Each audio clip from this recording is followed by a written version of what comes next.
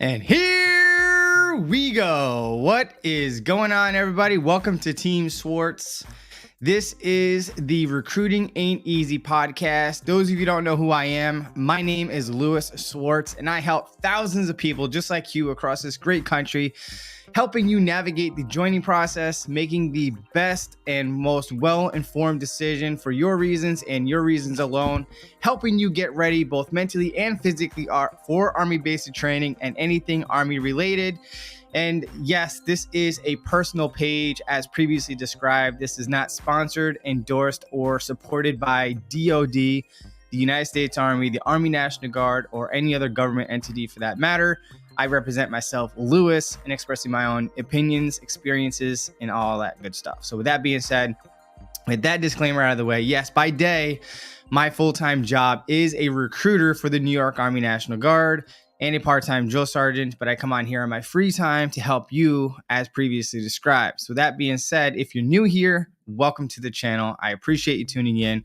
Hopefully I earn your sub and get your comments in here early because I go from the oldest comment working my way up to the latest and greatest, most recent comment. And just so you're aware and you're tracking, when I do receive a super chat with an attached question or a comment, once I'm done delivering my current point, I will then go scroll down and address them immediately because they're supporting the channel directly. But with that being said, I'm happy that you're here. Thank you for tuning in. Let me know what state you're tuning in from if this is your first time here. And I think that is just about everything. So yeah. Whew. All right. So I'm going to take a little sip of coffee here and we'll get started. Ooh, we got some new people from Tennessee here. Awesome. Awesome. All right. So we got Roby Juan that says, hey, yo, what's up? What's up? We got a hua from this person here. And then my favorite screen name here that tunes in on a regular basis in recent history is Johnny Snotnose. Finally went to MEPS today for active duty Army. And now I'm just waiting on a waiver for adjustment disorder from the Air Force. Do you think do you have any idea how long it would take? And yes or no on this? Yes or no is going to and always be dependent on your medical history, the severity, if there's medications involved, the strength of the medication, how long you've been off of medication, and your ability to adapt, overcome, and have what do they call it?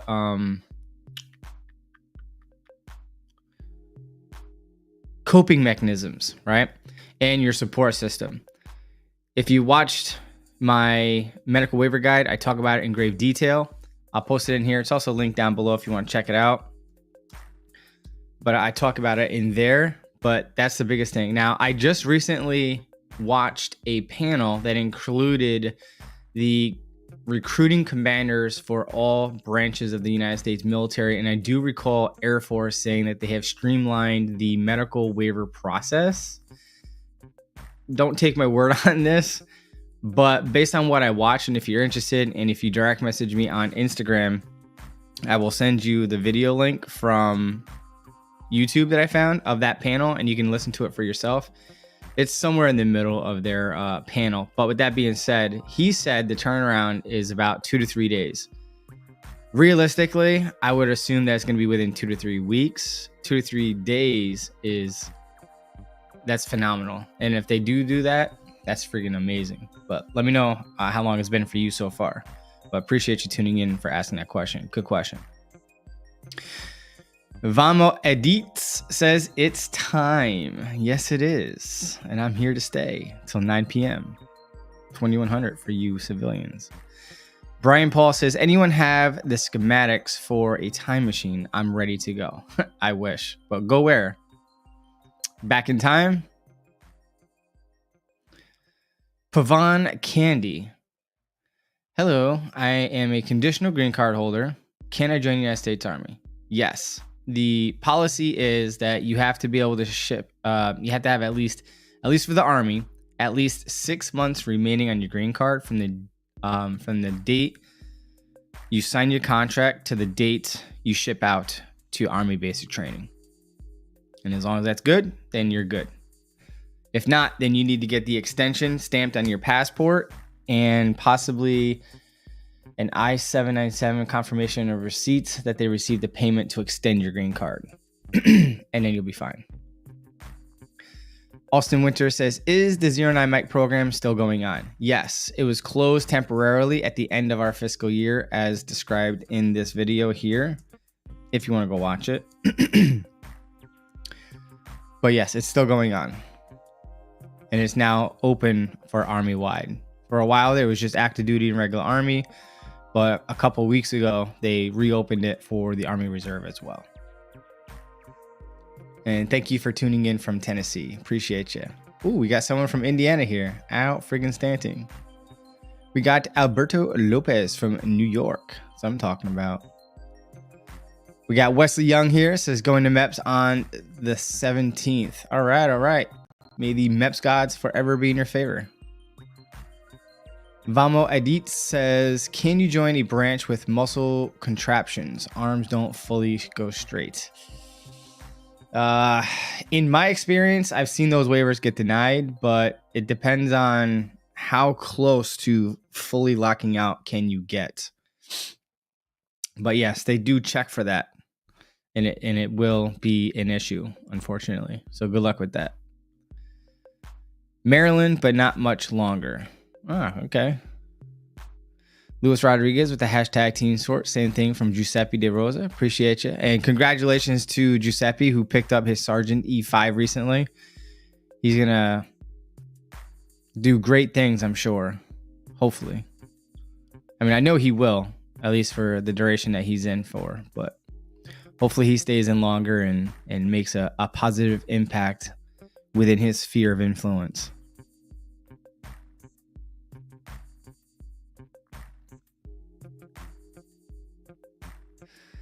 Hey, let me know if you hear the air horn real quick. Let me know if you hear the air horn. I just want to know if my pads are still working. You're welcome, Giuseppe. So we got Robbie says, tuning in for the first time in Ohio. Question is, I'm going to be there to the recruiting office this month for active duty Army. Should I go ahead and bring necessary documents for this first meeting? Yes, I would, definitely. Sweet. We got sound effects now. All right. So with that being said, I would bring your, you have to bring all your original documents because we have to visually see the authenticity of the genuine document. All right. So don't bring copies. You're going to need your social security card, your birth certificate or naturalization certificate or your green card, passport, if you have one, your high school diploma, your college degree and or official college transcripts. If you've lost your high school diploma, you'll need official high school transcripts. If you're married, your marriage license, your spouse, you can bring these copies of their ID, social security card, and their birth certificate or green card or naturalization certificate or visa or whatever legal document they have, along with your children. Driver's license if you have it. And I think that's about it. That should be about all of it. Brian Paul says, I skipped his question. So I go from Robian to YF to Chinese Nanos to Vamado, Brian Paul. No, I spoke about your schematics and time machine. I don't know what you're talking about. And then you mentioned something about being in Maryland, but not for much longer. So I'm not understanding why you're saying that I'm skipping your question. Ooh, we got Erica Burney in the house. You are the best recruiter out there. And I don't know about that. That's debatable, I guess. But I appreciate the support as always. And if you guys don't know who Erica Burney is, she was the active duty recruiter, former active duty on the trail for 3 years, drill sergeant who was on the pod last week. Let me know in the chat box if you want me to bring her back on. I want to bring her on here pretty regularly because she can directly answer your active duty and Army Reserve questions, where obviously my specialty is the Army National Guard. And there are some things that I'm not knowledgeable on when it comes to recruiting for active duty, and she is the subject matter expert for active duty. So if you're looking to join through her, she is in California, but she can recruit you from across the country. I know Erica says let's do it. I want to bring you back too. Maybe next week if you're free.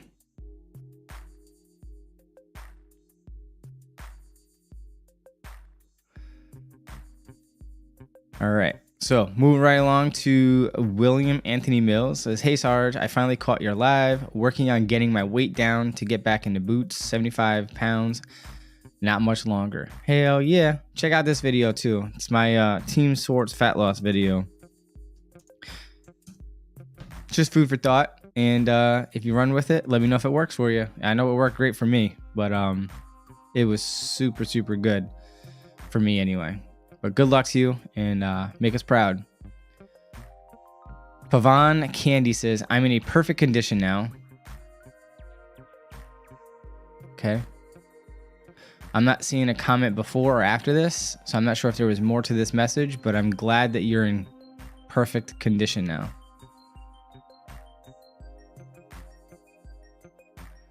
Jaden Gordon says, I just got diagnosed with ADHD. I'm 15 years old, possibly might get meds. Can I join when I'm of age with that? Unfortunately, if you have the ability of not going on medication, that is going to be in your favor. By going on medication, you're going to have to be 6 to 12 months off of medication at minimum for the MEPS CMO to approve you for your medical exam and possible enlistment opportunities with the branch of service that you're signing up for. But with that being said, they recently, without getting too knee deep into the details, they have made some recent changes that I have not been able to research pretty much at all yet, which is 50. They have increased to 51 total conditions where they're reducing the wait time on certain conditions, with ADHD being one of the primary conditions that they're being most lenient towards. But if you follow up with me next week, I'll probably have a more definitive response to this question. But as of right now, last I checked, you need to be off ADHD medicine for at least 6 months and be stable and not require medication to be able to join with an approved medical waiver.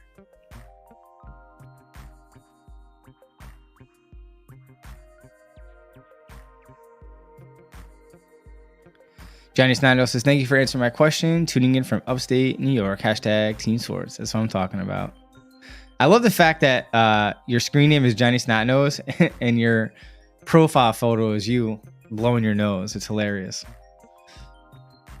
Just out of curiosity, what made you choose that screen name, Johnny Snotnose? Simple Q says, oh yeah, for the... Yep. Trill says, is National Guard easier to get a medical waiver than active Army, specifically for asthma? All right, so I did a whole medical waiver guide video for you. It's also linked down below in the description area. Coming into the chat box, hot for you right now. But with that being said, asthma, if you currently have an exercise-induced asthma diagnosis, you are ineligible to join. If you've had childhood asthma that you since have outgrown despite being continued prescription of asthma medication, like pumps, as long as you outgrew it and you can pass a PFT and maybe a MCCT. Oh, did I add that to my thing? No, of course I didn't. I forgot what it's called, but in the description, no, it's not in the description. Is it in a pinned comment? Maybe pinned comment. Anyway, go to my medical waiver video I just posted. I talk about asthma, but if you outgrew it, you're good. If you still have it, no waiver authorized. Well, again, the updated, what they call the MARP, 51 conditions, and they actually brought up asthma in it. So I don't know what the new changes are with it, but that's the current guidance that I'm aware of. Again, follow up with me next week when I review the 51 conditions release of the MARP. that I need to review. Alberto Lopez says, I finally got my family care plan approved by JAG. Now waiting on the unit acceptance letter for my MOS 35 Lima. That's what I'm talking about. Congrats. And I'm pretty sure getting the letter of recommendation is going to be pretty easy. You're very welcome. And I'm almost certain I've watched every video you have out. LOL. Making sure I'm 110% prepared. That's what I'm talking about. Hell yeah. Don't forget, sharing is caring. So share it with the battle buddy in RSP or the Future Soldier program when you get a chance. Appreciate you. Browns LLC says, 27 years old with a Bachelor of Science in Criminal Justice, and I made a 3.0 in college. I want to be a CID agent in the Army. Why would I have to take an Asvab if I already qualify to be a CID agent? What makes you think that you qualify for a CID agent? What's your metrics or reasoning for believing that you are eligible for a CID, Criminal Investigation Division?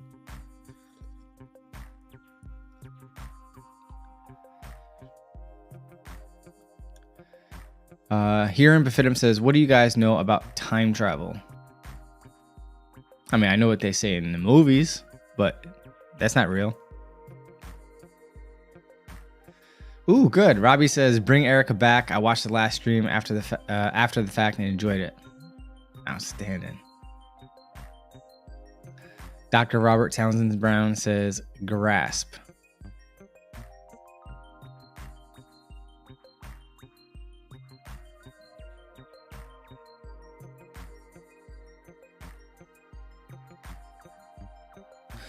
Brian Paul says, I don't know what's going on. I even reposted the question and, well, yeah. Well, Brian Paul, I'm pretty sure I read some of your messages.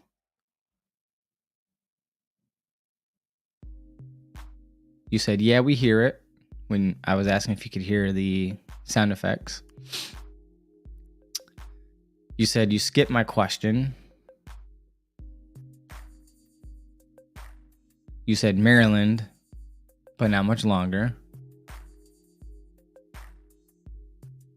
And you said, anyone have the schematics to a time machine? I'm ready to go. That was your question. So, not sure quite what you're looking for, but your question was read. Ultra Runner Guy says, headed to basic training in a few months for 12 Delta. I am allowed to wear my own running shoes to basic training, ? Yes and no. I go into more detail in these two videos about running shoes, but short story is it's up to your drill sergeant and their leadership. So on ship day, you're going to leave wearing your running sneakers. You can ask your drill sergeant while you're at the training site if you can switch and use your personal ones at some point throughout basic training, but worst case scenario, you'll have to hold on to them until AIT, your advanced individual training. The reason being is not all commercial running shoes are alike, and they want to make sure that you're fitted with the proper running shoes to mitigate or minimize potential runner related injuries. So with that said, is during the reception process where you're in processing and you're buying things that you need and receiving things for basic training, there's going to be a wall of sneakers. So they're going to have you step on a box to see if you have a normal arch, if you're flat footed or have a high arch.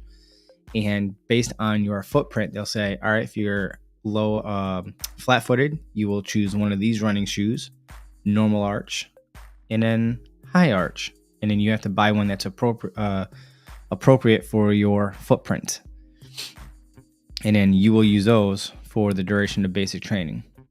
Again, once you get to AIT, you're in there like swimwear. You're good to go.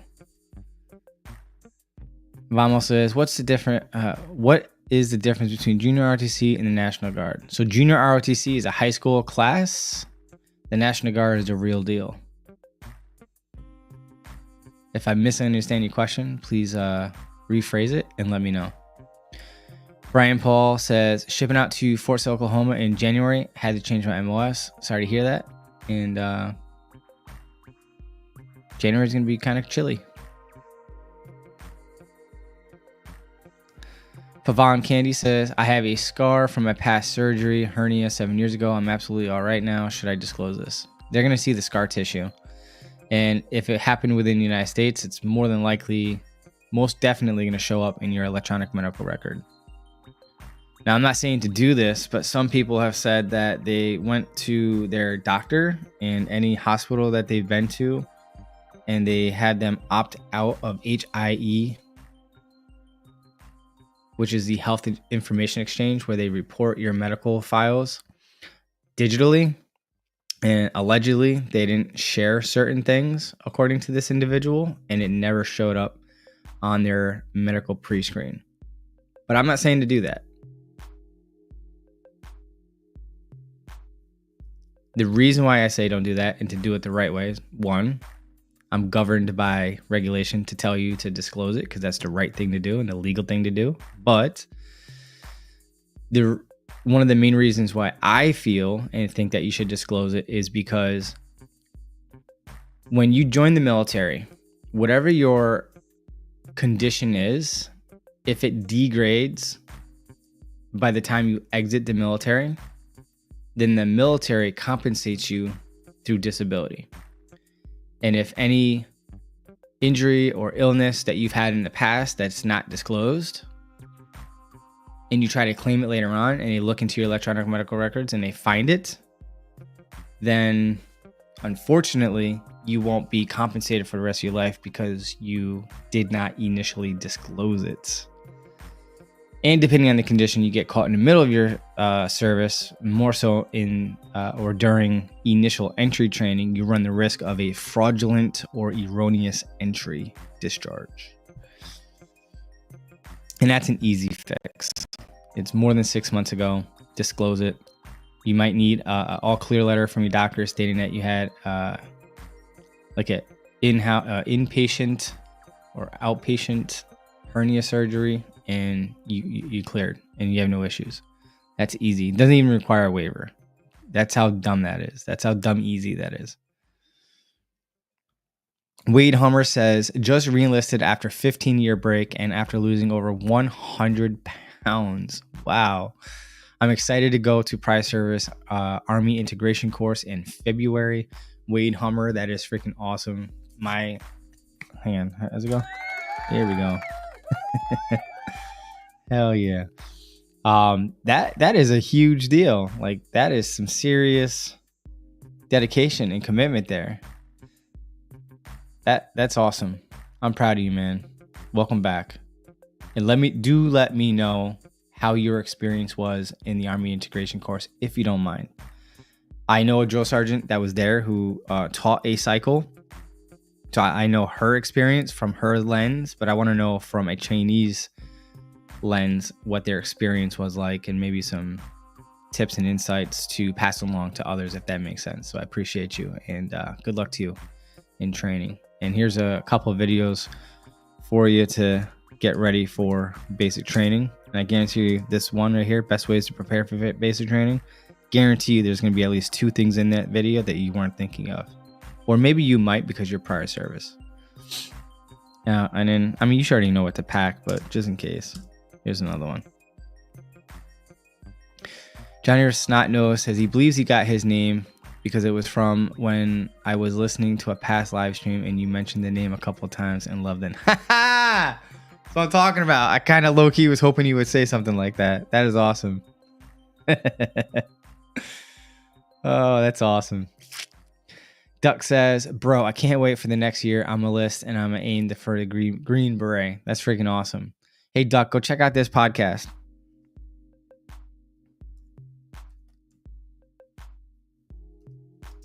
It's from the Colorado Army National Guard Special Forces. They talk about Special Forces eligibility and some other cool things. So definitely go check that out. Lombardi says, greetings. What's up? What's up? Welcome to the stream. Vision Voyage says, will I get BAH at basic and AIC? No dependents.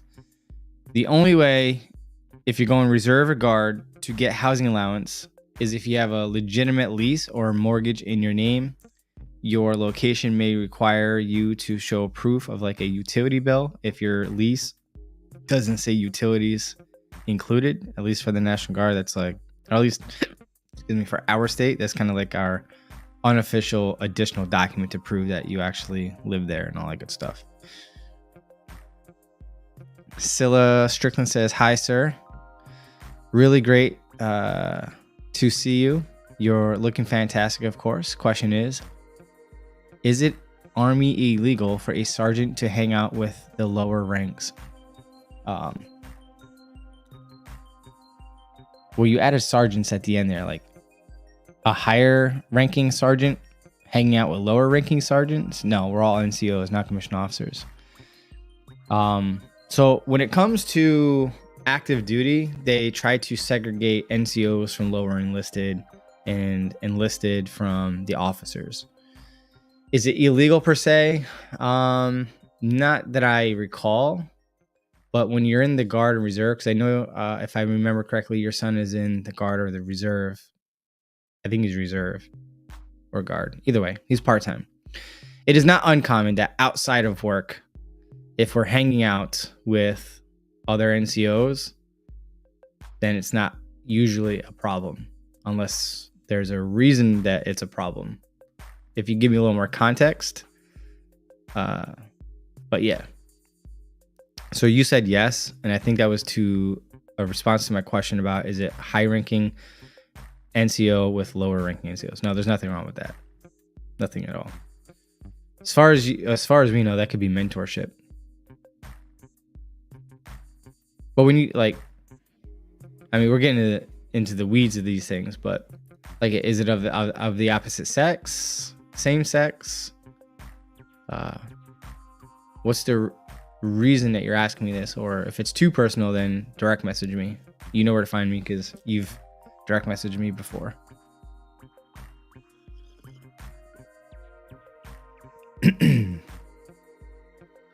Ultra Runner Guy says thank you.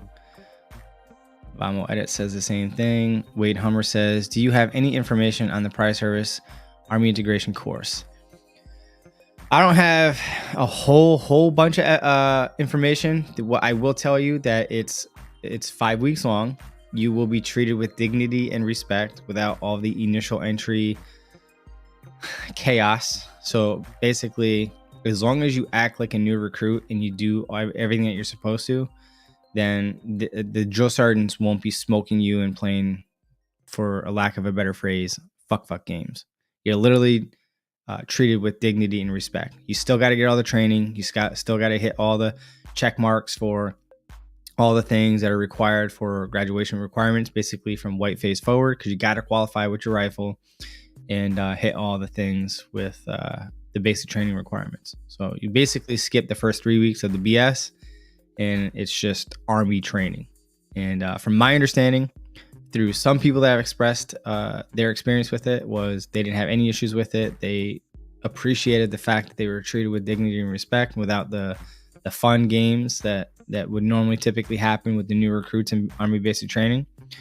But yeah, it's just 5 weeks. That's it. And you'll be fine. Jenny Snotnose also said or asks, what's the hardest part of the Army Combat Fitness Test in your opinion? For me, I think that out of the 5 events, the hardest event for me would be the sprint drag carry. The fastest I ever think I did it was 1 minute and 19 seconds. So I think for my age group, I have to complete it in like, unofficially, I think it's in 2 minutes and 20 seconds or less. Because that event will suck the soul out of you. The reason being is, you probably already know, but it's like 5 events in one. You have to sprint down or back 50 meters. Then you have to drag a 90-pound sled down or back for 50 meters. Then you do like a side shuffle, like a side shuffle down and back for 50 meters. Then you have to carry 2 40-pound kettlebells down and back in a farmer's carry, and then sprint down and back. And that's all in one event. And the ACFT consists of 5 events, as you know. And for me, that is the most challenging one. All right, too awkward for society. I'm going to come back to you because I got a super chat coming in from Crow's Night. Appreciate you. Thank you so much for supporting the channel. This person says 6 months into the re-enlistment process with an RE code. Everything is a go at MEPS, waiting for my waiver to get approved. Any chance it can get denied? Without any more context, I have no clue on the probability of your waiver getting approved, but if we felt that your waiver would get disapproved, the recruiter probably wouldn't submit it. So that's probably a good sign that you have a favorable, considerably, how can I say this? It should be favorable. Sorry, I was up super late last night. I'm pretty sure you know why. But yeah, so my mind is fried. I'm actually pretty surprised at how energetic I am right now. But hopefully that addresses your question, but may the waiver gods forever be in your favor, and I hope that it comes back and approved. And again, thank you for supporting the channel as always. Too awkward for society says, how long does a medical waiver take to process to finish to enlistment process? Again, when it comes to medical or even moral waivers, waivers take time. All right. So from the moment you start the process to the moment your recruiter completes everything within the system, because we have to completely build you as if you're contracting, right? And well, at least that's more so for the moral waivers. But when it comes to medical, we can submit the medical waiver as is, but your packet usually has to be done by that point. But so for major things, it could take, now I haven't had done a major medical issue in over a year, but in general, it could take 4 to 6 months to get through the medical waiver process. But again, it's been more than a year since I've done a major medical waiver. Thank God. But without any more context, it could take up to 6 months. Lopez says, hashtag Team Swartz. Appreciate that. You're an incredible recruiter, and the recent video featuring you and Erica was fantastic. Let's get more videos. Hell yeah. I'm doing it. We're doing it. Odds in my favor. Absolutely, Crow's Night. Yeah, I definitely liked it when Erica was here, for sure. And I'm sure the live streams were a lot more fun too. Lopez also says, I'll be heading out to Fort Sill in January. Oh, okay, it's not for me. Duck says, I have a question.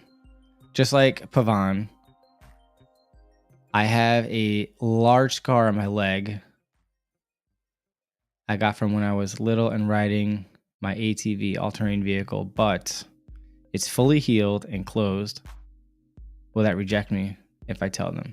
I mean, you don't have to tell them. They're going to see it. So I don't know if you know this, but you're going to get right down to your underwear and they're going to see it and they're going to ask you about it. And was it, did you go to the doctor for it? Did you get stitches, butterflies? Was it just a really, really nasty scratch? Like when you say that you have a scar, was there surgery involved? Like, did you break something? Is it just a cut? Yeah, so they're going to see it.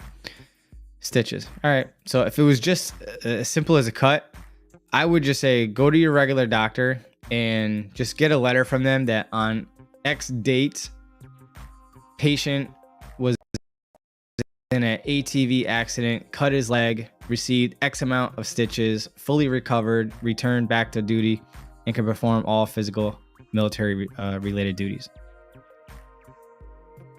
No restrictions or limitations. I talk about that all clear letter in this video, the medical waiver guide video. So you might want to go check that out. You may need a waiver for that. Maybe even a ortho appointment to take an x-ray just to make sure you didn't break anything and have any hardware in there. You're welcome. Lexus says, how important is color vision for 35 November? My recruiter put an ETP for being red green an hour ago after my waiver got approved. I'm not sure what waiver you got approved. The waiver for their color vision? What was ETP for? I mean, if it was approved, then you're good. I'm kind of confused. Let me read this again. How important is color vision for 35 November? My recruiter put an exception to policy for being red-green an hour ago after my waiver got approved. So was it another waiver that got approved and then this happened?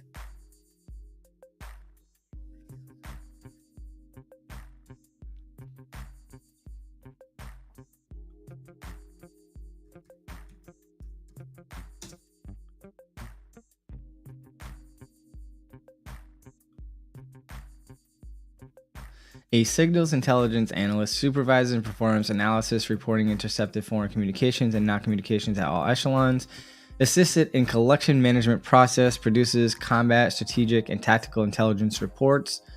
All right, so based on that last sentence, produces combat, strategic, and tactical intelligence reports.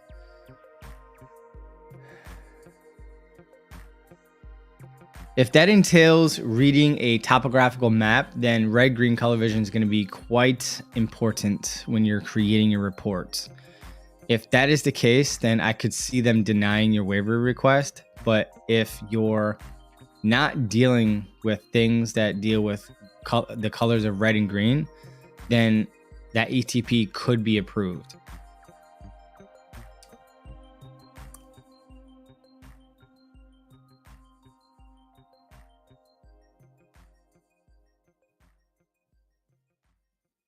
All right, I have to move on because he didn't respond yet, but hopefully that addresses your question. Wade Hummer says, I will let you know about the course when I get finished, please, and thank you. Scylla says yes. Lombardi says, do you still listen to funny basic training stories from the 1960s through the 90s? Yes. In fact, while I was waiting for my soldier to in process with his guard unit, today, I was watching a retired command sergeant major who spent, I think, a total of like almost a decade between being a drill sergeant instructor, and a sergeant major who basically oversaw like a TRADOC post for basic training, and apparently was part of the panel who created the shark attack back in the day. So he was like, from a scale 1 to 10, how realistic are these basic training scenes in movies? So it was pretty cool. Jorge Castro says, interested in enlisting as a 35 Foxtrot. I saw that the Asvab score is a 101 ST. I was wondering what was ST means. Off the top of my head, I can't tell you. It's a collection of scores.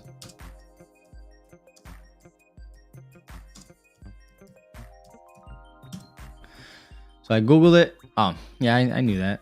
Why did I think it was something else? Skilled technical line score. This line score also combines the results on several subtests, which is general science, word knowledge, paragraph comprehension, mathematical knowledge, and mechanical comprehension. As previously described, it's multiple sections that make up that one line score.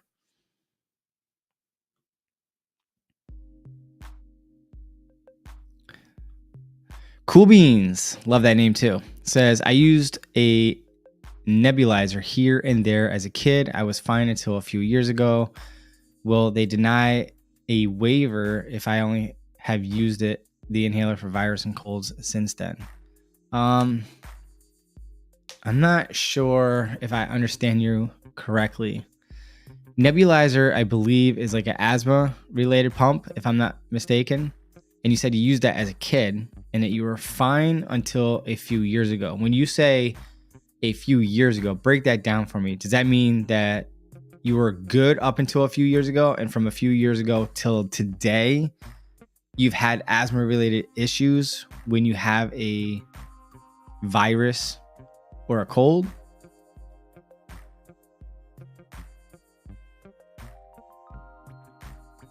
Vision Voyage says, when you enlist as a student, do you get a 2-year non-deployment in the National Guard?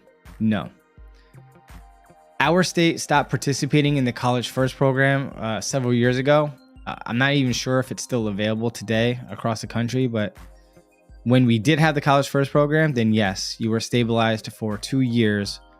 But if you go into ROTC and you sign your SMP contract, your simultaneous membership program contract with the ROTC in your local college, if you sign up in your SMP for the rest of your time in college, you will be non-deployable because they want you to graduate so that you can commission as a second lieutenant.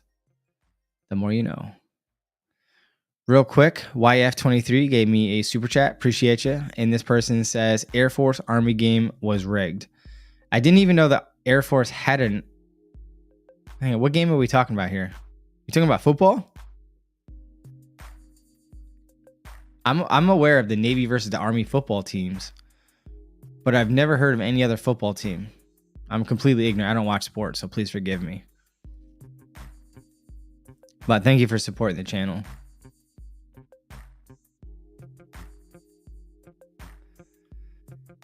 Hirjit Singh says, I probably jacked up your first name, but at least I got your last name right.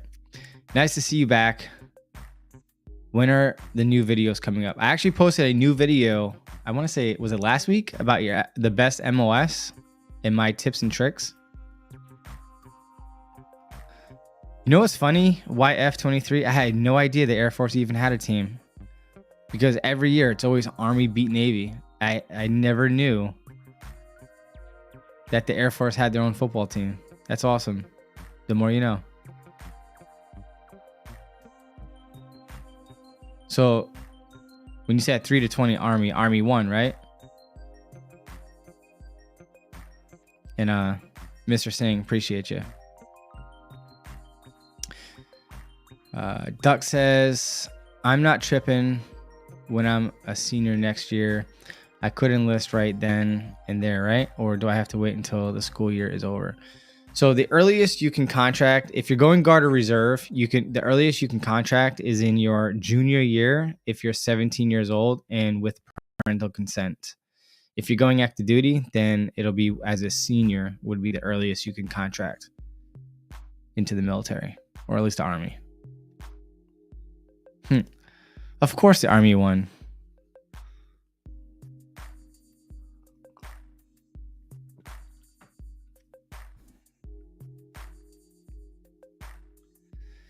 Jaden Gordon says, currently taking college courses in high school and graduating a year early. I hear talks of listing that on your contract for incentives. Currently taking college courses. All right, got that. Graduating a year early, got that. I hear talks of listing that on your contract for incentives. So are you asking me that because you're graduating a year early and you're already taking college classes that you're eligible for what type of incentives? Maybe I'm just not understanding your question. The only thing that you may be eligible for is if you have earned 24 or more college credits, you'll come in as a private E2 because of your college credits. But as far as incentives, I'm not following. If you could break that down for me, let me know. Father Dev says, how do I transfer to Air Guard from active duty Army? Unfortunately, when you go, all right, so I actually talk about this, and this is for anyone here that's contemplating on going active duty or reserve, like the Guard and Reserve. I talk about it in this video here, but the risk that you're gonna take when you go straight into active duty is there is no 2-week notice, I quit. If you do quote unquote quit and leave without permission, you're going to jail. So there's no 2-week notice. Not like in a civilian job, if you don't like a job, you can just straight up walk out or do the polite thing, which I don't agree with, which is give them a 2-week notice and then leave. You don't have that option in the military when you're active duty, right? So if you're going active duty full-time Army, you cannot downgrade to part-time. You're gonna have to complete your active contract and then transfer to the Air Guard. And that would involve speaking, it would not be a lateral transfer that the Army can just push you into. The Army does have a program from Marine to Army or Marine to Guard. And the active duty can directly transfer you to the Guard Reserve as well. But I'm not too sure if there's a streamlined way to go from active duty to the Air Guard without having to go through an Air Guard recruiter. I'm assuming that you're gonna have to go through a recruiter, and that's a safe assumption at the end of your contract, unfortunately.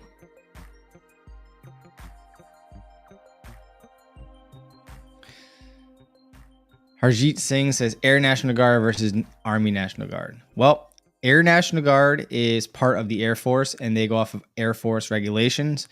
Army National Guard is part of the Army with Army regulations. Army is primarily a sustainment force, land-based force. Air National Guard is air support. That's the shortened version of the major differences between the two. Both, however, are part-time, primarily work for the state in which you sign for. So you have a dual mission for state and federal missions.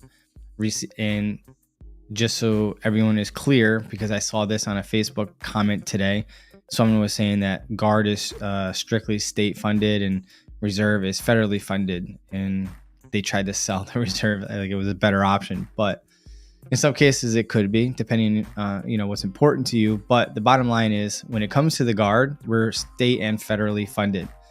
Federal funding is for your normal weekend drills, your annual training for 2 to 3 weeks in the summertime, your leadership schools, specialty schools, federal deployments overseas, some federal active duty things within the country that you could volunteer for as well. That's all federal funds. Anything that happens within the state, then that would be state funded, like state active duty for various state emergencies, natural disasters, things of that nature. That would be state funds, to include state tuition assistance. So whether you're active duty, Army Reserve, Army National Guard, we all have the same federal tuition assistance. But what makes the Army National Guard more advantageous for those who are in college, that each state has its own state tuition assistance. For example, New York currently, and soon to be increased to a master's, 100% free to any CUNY or SUNY college, meaning community or state university, 100% free tuition. Where in the Reserve and active duty, all you get is $4,000 per year. So that's the advantage of going Guard versus Reserve, or them other guys. But with that being said, yeah, hopefully that addresses your question. Christopher Liao says, should I run further distances? My body is used to 2 miles. Yeah. And I think that if you're comfortably running 2 miles and you feel like you can run more, then yes, add 1 day. In fact, I talk about it in this video here. Mix it up. How to prepare for basic training in this video. Basically, I'll steal the thunder of that video. Is 1 day you're going to do a fun run, which is your long distance run day, which you'll do 3 to 4 miles at a comfortable pace. 1 day you'll run the 2 miles in your shortest time possible. Basically, you versus you, testing yourself to get the shortest time possible. And then a third day would be about a half a mile to a mile warm up. Do 1 to 2 wind sprints up a slight incline for 30 seconds at 50% max effort, again, to warm up your hamstrings.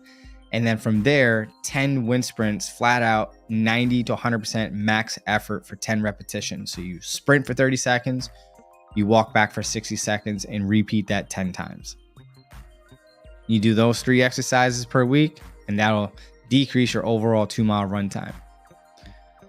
All right, so Chris Challenger says, I have a question. I just finished my process to submit a moral waiver. No trouble since I was 16 years old, currently 30 years old.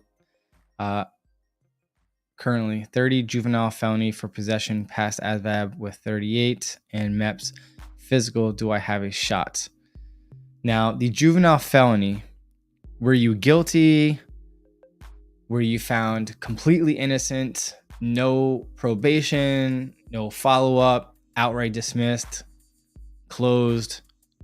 Or was there some sort of probation or random drug testing for a period of time or what have you. So if you had a juvenile felony, and again, this is going to be on a case-by-case basis, most things as a juvenile will count less compared to being tried as an adult. And it really depends on the case. Preferably, I would have liked to have seen you score a 50 and above probation. All right, so that shows guilt. So you have a felony, a juvenile felony of a possession. When you say possession, I'm assuming drugs. Now, was this drug marijuana or was it a controlled substance? Anything other than marijuana that would be considered a controlled substance.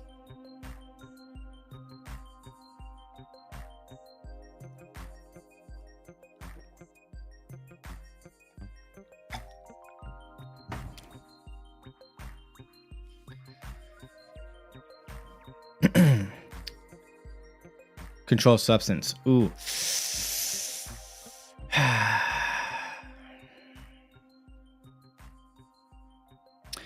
My gut is going to say that's going to be a hard pass. Do not pass go. Do not collect $200. But depending on the case and the details and what you've done since this incident is going to play a significant role on whether or not they want to roll the dice on you.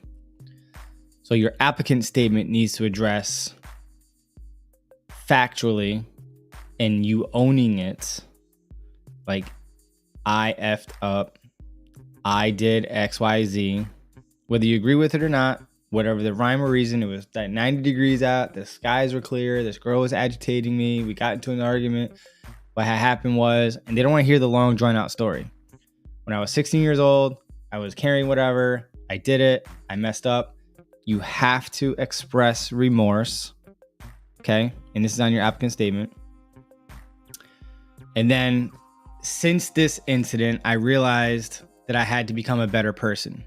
And you will list anything and everything that you've done that's productive to society, like earning a degree in college. You're now a CEO or a manager or supervisor for XYZ company. You've been working there for so long, or you now are knee deep in your career as a police officer, you're a sergeant or what have you. You volunteer X amount of hours per year in community service and whatever it is that you do as a volunteer. You have a what do they call it? Anything, you have like a certificate in anything, something to show and prove like you are now married, you have kids, you've created a family. And then like, I would highly, highly, highly recommend that, especially for you in this instance, go to your local senator, congressman, and assemblyman and see if you can get a letter of recommendation to go along with your moral waiver.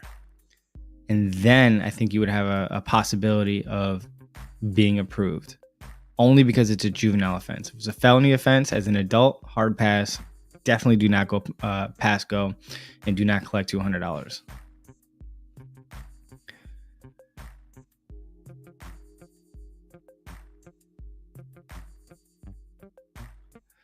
Post photos of my, I think you mean your son and his army buddies. That is Lopez, right? You are an incredible recruiter, and I have depended on you before, and I certainly appreciate you. Well, I appreciate you. Thank you.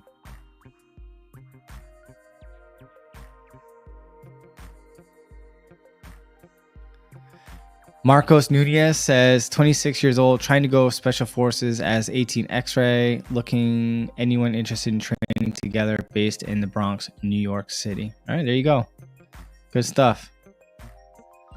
Jorge Castro says, thanks, love the content, appreciate you. Love the fact that you're here watching my stream. It means a lot to me.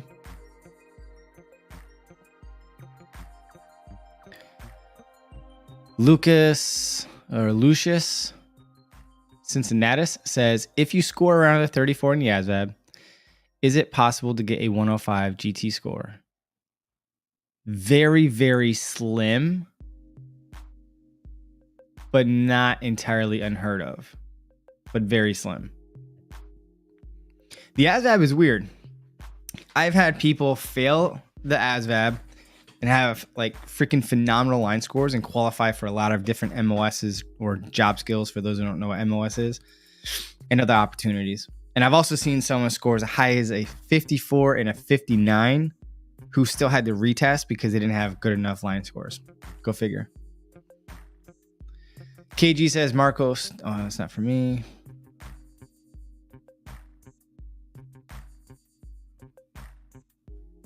Hang on. KG, did you just say, Marcos, not to go special forces because you're not going to make it?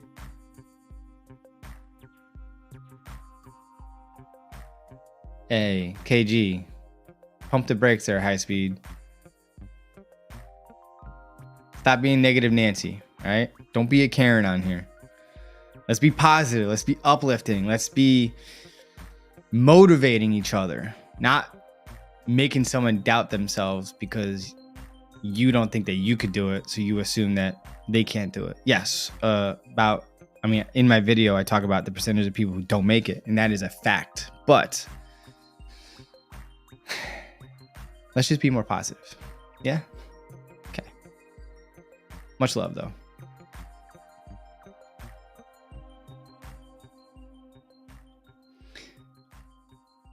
Angie says, what MOS should I pick between 46 Sierra, which is a great MOS choice, or 46? Ooh, if I want to be more with camera instead of interviewing people. I'm enlisting as a 09 mic to increase my score to get the MOS that I like. All right, so it might hurt your feelings, but I'm only saying it just so that you can be mentally prepared, unfortunately, for what possibly could be a reality for you at the time that you complete the 09 mic program. So between the two, in my opinion, if you're more into the camera, then 46 Victor. But if you want to do more of the interviewing, then choose 46 Sierra. But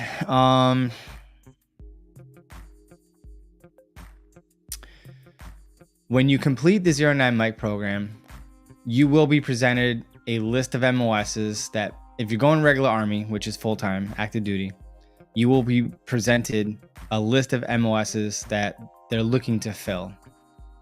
And I have yet to see those two MOSs on that list, sadly. If you go in Guard or Reserve, that's different. But for active duty, I've yet to see that on their list. But score as best as you can. Do your best. If you have to settle for something a little less exciting now, then choose something now to get your foot in the door and take it from there. I talk about it in this video here, which I highly recommend that you check it out, the 09 mic update video. It's called Canceled. It's no longer canceled. It's back up. But I want you to listen to what I share with the mindset of individuals who are preparing to go to that program, because I think a lot of people have a misconception of truly what happens when you do finish the program. And I don't want you to go there not understanding this part of the process, or maybe your recruiter's not either educated in it or they just don't care and they just throwing you down there and hoping for I don't know. But I just want you to go down there knowing what to expect, so you're not blindsided and then you feel like you've been slighted, if that makes sense. Okay. Simone Allen says, how long should I expect to wait for the background checks to get done? It could take all the way through the end of AIT and be held as a holdover until your background check has been completed. More so if you're going for a clearance, but don't worry about it. It'll take months. It will only be an issue if it becomes an issue. Vision Voyage, I think I expressed myself in this video. I'm gonna post it again. Don't worry about, oh no, wrong video. This one, I post my comment about my thoughts on the 09 mic program in grave detail in that video, but I absolutely love the program, hands down. Wish we had it sooner. DK says, did I see correctly that the 09 program allows people as young as 16? No. Not 16 years old. Active duty last year had the ability for a while there to put in people who scored between 16 and a 30. I mean, a 16 and a 20. Normally, it's 21 to 30 for the 09 program. As of this year, and if Erica Burney is still here listening and she wants to chime in, I don't think they brought it back to a 16 to a 20 yet for regular Army. I think they're only taking people that score a 21 to a 30 at this time. But man, we're not talking about age. We're talking about the Asvab AFQT score.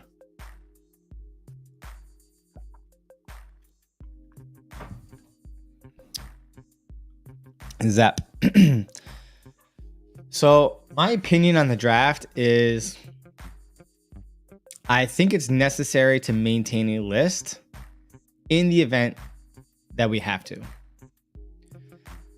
Do I recommend that we do it? Absolutely not. Absolutely not.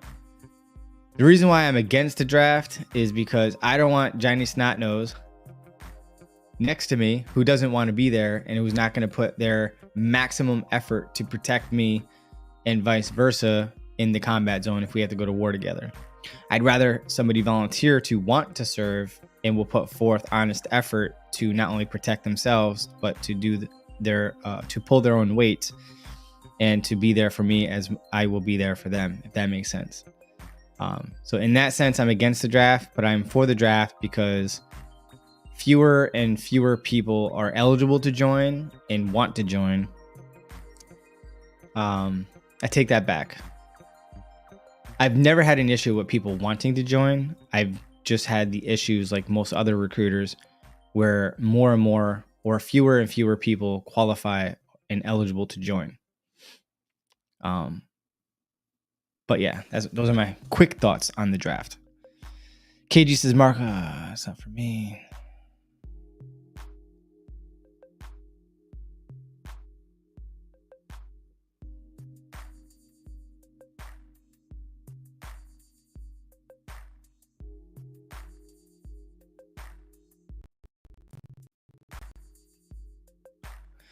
So YF says, integrity first, service before self, excellence in all we do, for sure. Kick Clip says, hey, sir, in Penn Foster, tier 1 or tier 2? Good question. I haven't looked up Penn Foster in years. I don't want to give you misinformation. I could find out for you tomorrow. If you want to follow up with me on Instagram at Team SWARTZ.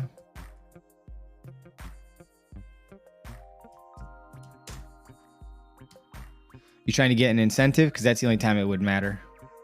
Or are you trying to get into the 09 mic program? Kevin says, what is the process of joining the Army as non-citizen? Does it take longer than other citizens? All right. So Kevin, when you say non-citizen, does that mean that, well, I won't ask a question. I'll just say it.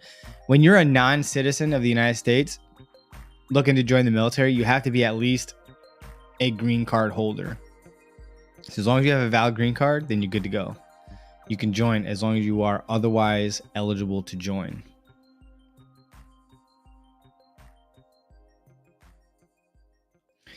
Christopher Liao, can wind sprints get too comfortable?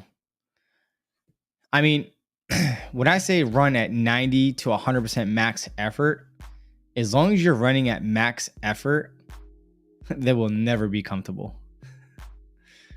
Then again, that's coming from a guy who hates running. Well, maybe I shouldn't say I hate running. I find it very challenging to find a happy medium between strength training and endurance training. I'm either all about endurance or I'm all about weight training. I can never find a happy medium. Chris Challenger says, yes, sir. I admitted guilt and took responsibility. All right, good stuff. I mean, not good that you find yourself in a position to where I think you get what I'm saying. Also have a CDL and a child. All right, good stuff. That definitely helps. Hagen Aldridge says, hey, brother, new to the channel. Well, welcome to the channel. Appreciate you tuning in. He says, I came back from MEPS roughly 4 weeks ago. I signed a contract for an MOS by the name of 31 Kilo. Ooh, a unicorn MOS. What info can you give me about dog handlers? Nothing much, man. I'm not a dog handler, so I couldn't tell you anything about it. The information I can give to you is exactly what you can YouTube and Google. Honestly, if you're going to YouTube it, look at videos that are posted by Go Army, U.S. Army, and National Guard. And then for websites, again, it would be goarmy.com, goarmy.com and nationalguard.com. Those are the two official websites. All right. But that is you have no idea how lucky you are. That is a unicorn MOS. Unicorn meaning it's very rarely vacant or available for anyone. So consider yourself lucky and good luck to you. Joshua Libby says, will depression disqualify you from serving? Joshua is that diagnosed or are you self-diagnosing? And I talk about that in grave detail. You should definitely watch this video because you're going to need a waiver for sure if it's diagnosed. And that video will definitely help you out.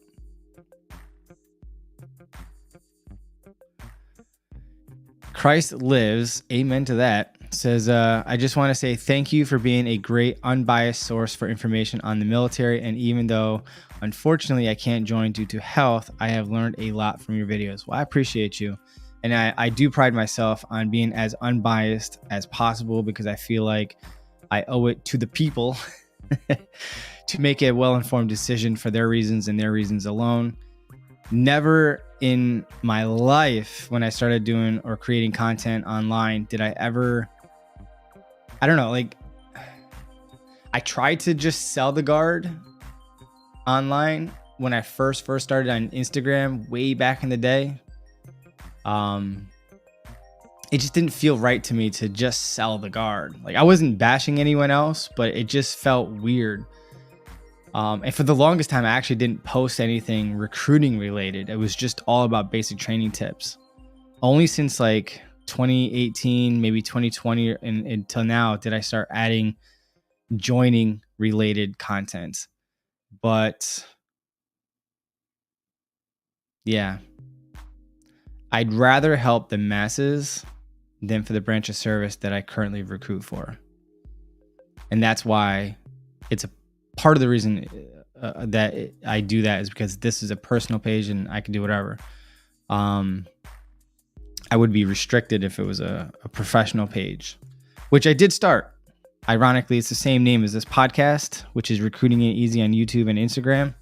So if you want to see uniformed content in the future, I haven't started anything there yet, but if you want to see uniformed content for professional and recruiting purposes, you can definitely go follow me there if you want.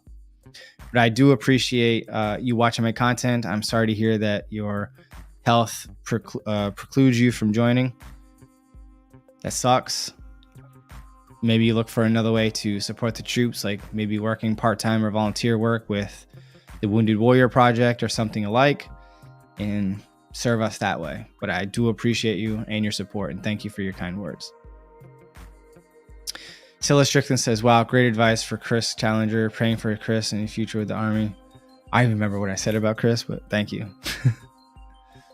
It just all meshes together here. KG, that's not for me, Marcos.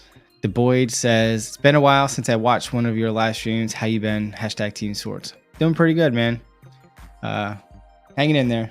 But appreciate you. Welcome back. And thank you for the hashtag Team Swords. Chloe Lafon, I'm glad you asked. What is a line score? Usually I describe it, but for time's sake, I did not. But since you asked, so there are two scores that you as the applicant and us as recruiters are concerned with. And that is your AFQT score, which is your overall percentile. And then you have your line scores, okay? So your AFQT score is comprised of the 2 English and 2 math sections. Scoring a 31 or better is passing. The highest one can score on the Asvab test. Asvab meaning the Armed Services Vocational Aptitude Battery Test. The highest you can score is a 99. 31 or better is passing. The again, you can literally score 31 and it does not matter versus somebody who scores a 99. Typically, if you score higher, then generally your line score is a little higher, but not always the case based on my 20 years of experience as a recruiter. But your line scores is, so on the Asvab, you'll be tested on 9 different sections: arithmetic, reasoning, mathematical knowledge, paragraph comprehension, word knowledge, general science, shop, electronics, mechanics, and assembly of shapes. And what happens is they'll take multiple sections and they average them out 10 different ways. And those are called line scores. To begin to start qualifying for MOSs generally is around 85. The highest I've ever seen one person score on any given line score was 159 or 160. So the higher those line scores are, the more opportunities in MOSs or military occupation specialties, aka job skills, that you will pre-qualify for. I did a video recently that will break that down for you, which is titled, "Which Army MOS is the Best?" right here. I actually think last night I changed the title to something else more that would invoke curiosity, but it's about MOSs and stuff like that. I also did another video that will break down the Asvab for you if you want to break it down even more right there. Alfonso, hola. Hope all is well. Zeppi says, how much time does the Asvab take? So you have up to 3 hours to complete the Asvab test. Each section has a specified amount of time. So if you took your SATs in high school, just like that, you'll have 15 minutes to answer 40 questions, something like that. Not that many, but you get the point. Bailey, Alejandro, yes. Depending on the debt. So debt in of itself does not mean that it's going to preclude you from serving. Negative debt can. Bear with me. Good debt, student loans. That's not in default. A mortgage, owning your house. Not bad. Credit card debt, we're going to look at you. But as long as your income can manage your bills and you're living within the means, then you're fine. When it becomes a problem is when you have late payments, charge-offs, things in collections, things that were previously in collections are now considered write-offs. And again, late payments. It shows that you've been irresponsible with your finances. And what that means is it's a red flag for us because you could be susceptible to accepting bribes from others for information. From time to time in the news, you'll read articles about stuff like that. So for regular enlistment, they're a little more forgiving. As long as you're on a payment plan, you're good to go. But any MOS or job skill that requires a secret clearance or higher, that's where anything over like $2,000-$3,000, no go. You'll have to go for a regular enlisted position and then work into it later. And when you join in the military and you do have blemishes in your past, like negative debt, late payments, collections, charge-offs, bankruptcy, so on and so forth, when you're first joining, we're not going to assume that you're a good person. And we understand that when you give us character references, they're obviously going to be speaking very highly of you, and you're not going to be dumb enough, hopefully, to give us character references of anyone who's going to talk crap about you.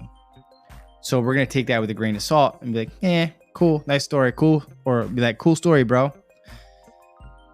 So you might not get that clearance position now, but with that in your past, making the steps to do better and be better and to pay off that debt and all that good stuff, join the service, do 2 or 3 years, get that under your belt, hopefully satisfy and fix your debt issue.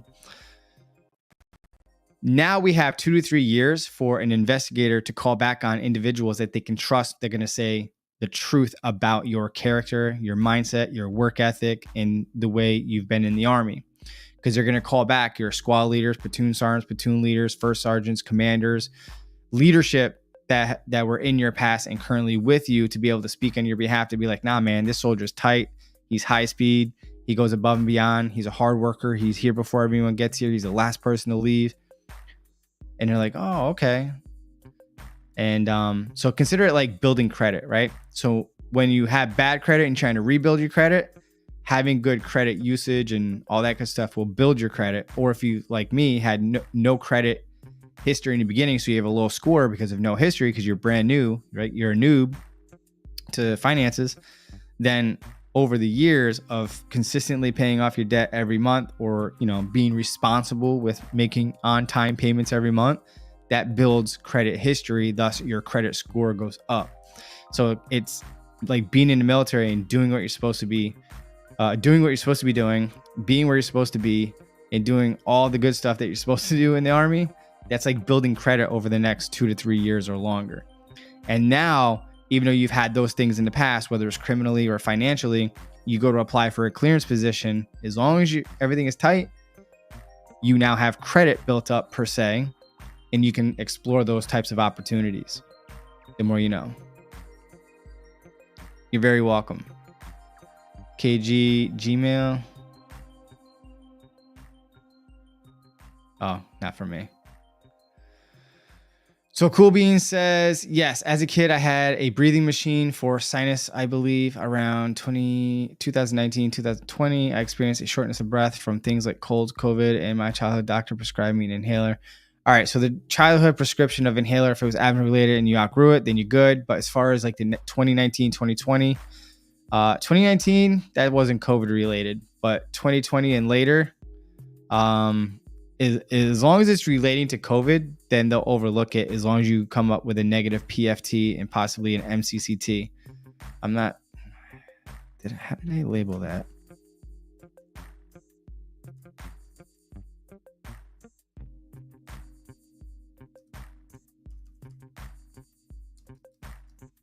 I'm gonna have to fix that.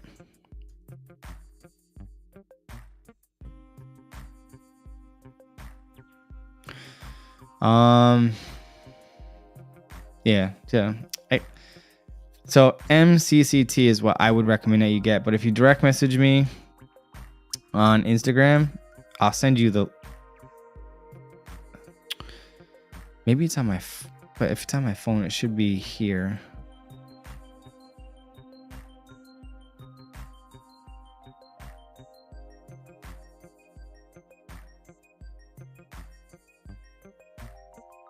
Guess not. Apologize.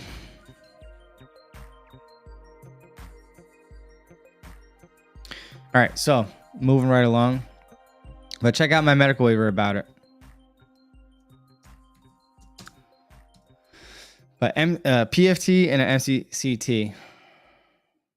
And if you Instagram message me, coming in the chat box now, I'll send you the MCCT information. It really depends on your record, honestly.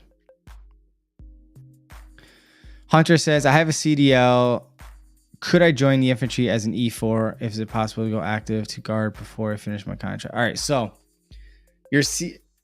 I think you're mentioning to me that you have a CDL and you want to join as an E4 because of the Civilian Acquired Skills Program. Now, to get E4, leveraging the Civilian Acquired Skills Program to get E4 as an 88 mic motor transport, aka truck driver, then you could do that route. But your CDL has no bearing on rank when you're going infantry. All right. Now, if you go and become an 88 mic and get assigned to an infantry unit, that would be different. But if you're trying to use your CDL to get E4 as an 11 Bravo infantry as your contract, not going to happen for you. And your question is it possible to go from active to guard before you finish your contract? No. As previously described earlier in the stream, I'll post it here in the chat box again for you to watch the full video. But you can always upgrade from part-time, whether it's guard or reserve, and go into active duty. Whether it's within your branch or a component of the Army, whether it's full-time within the guard and reserve through like AGR and such. I'll put that video in here as well. But If you want to go regular Army, you get a conditional release, and that looks like this. Got that video for you too. All these videos are going to be linked down below in the description. But you can go from part-time to full-time regular Army. But if you go regular Army and you find out, whoa, man, I made a mistake. Can I put in my 2-week notice and go part-time? Ain't going to happen. Do not pass go. Do not collect $200. You're a no-go at this station. You will complete your full-time active duty contract in its entirety. And then if you decide that you want to transfer to the Guard or Reserve, then you can do a lateral transfer from there with your on-post retention crew.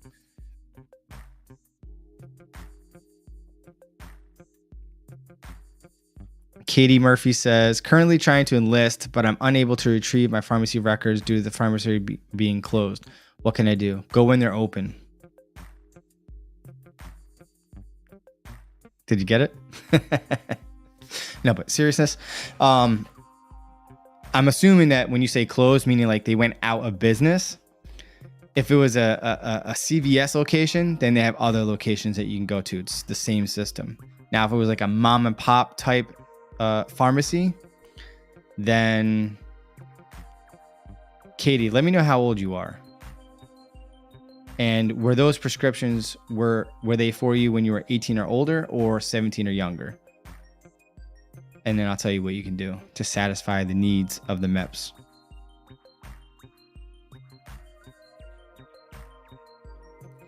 Duck says, I know this might be a stupid question, but I wanted to know, how long do you think it would take a new recruit to advance up to a special forces? I know you need to be recommended by, I don't know anything about a recommendation from your higher ups to go special forces.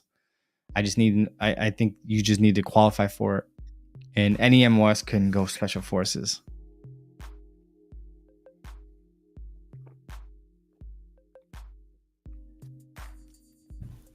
So you were sounding like you were talking about advancement in rank, and then you threw in the special forces thing. So I'm not really sure I understand your question. But at any point throughout your career, if you feel like you can handle it, you can drop a special forces packet at any point throughout your career. Hopefully that addresses your question. So Medics Shakil, does a personality test matter? If you pass the Asvab test, does not matter, but you still need to take it. It only matters if you're not qualified for one reason or another, like the 09 Mike program, Cat 4 program, the Flurry program, or a GD holder with no college credits. I feel like I'm missing something too.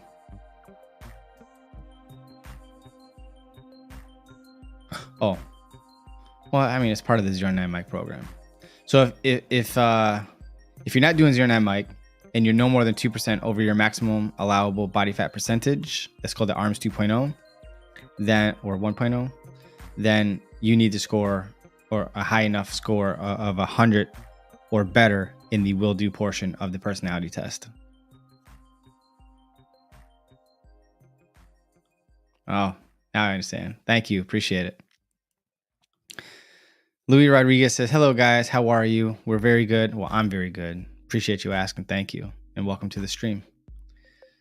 Stefan Milanovic, yes, the 09 Mike program is back in full effect. Get in there like swimwear. Louis also says, question, if you sign a contract with the active army and in the middle of your contract, you want to go guard, can you go do a transfer or do you have to finish the contract first? What is with all these things, these similar questions today? It's like the hot topic of the night. All right, so Louis, welcome to the stream. And to answer your question, you cannot downgrade from regular army, which is full-time, to part-time in the Guard or Reserve. The only way you could do that is to fulfill and complete in its entirety your regular army full-time active duty contract and then do a lateral transfer to the Guard or Reserve. You can always join in the Guard or the Reserve first, get your feet wet, get the same training, test it out to see if you like it, and then upgrade and get a conditional release to go full-time regular army. So you can always upgrade from part-time to full-time, but you cannot put in your 2-week notice or quit or leave regular army to go part-time in the Guard or Reserve. Just doesn't work that way, unfortunately. Now that's against my opinion.